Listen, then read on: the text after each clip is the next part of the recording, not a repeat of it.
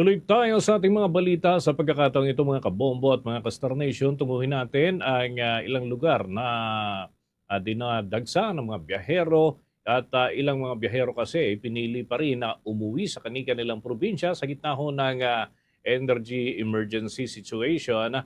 Alamin natin ang sitwasyon dyan sa area po ng Cubao sa Quezon City. May balita ang Star FM Manila. Pinili pa rin ng ilang mga pasahero na umuwi o magbakasyon sa probinsya ngayong Holy Week sa gitna ng kinakaharap ng bansa na energy emergency. Nitong nakaraang buwan ng Marso ay idineklara ni Pangulong Ferdinand Bongbong Marcos Jr. ang National Energy Emergency dahil sa nagaganap na US-Israel at Iran War. Sa kabila nito, pinili pa rin ng ilang mga pasahero na umuwi at sa probinsya magbakasyon ngayong Holy Week. Binalik naman yung original price kaya hindi masyadong affected doon sa pagtaas ng presyo.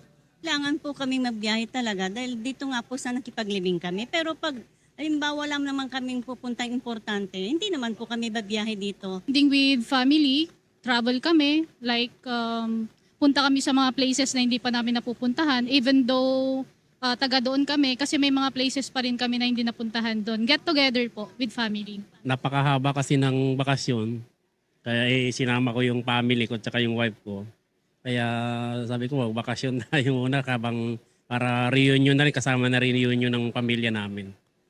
Samantala, ayon sa isang personnel ng Provincial Bus Terminal dito sa Cubao, Quezon City, mas kaunti ang pasahero ngayong 2026 kumpara sa nakaraang taon.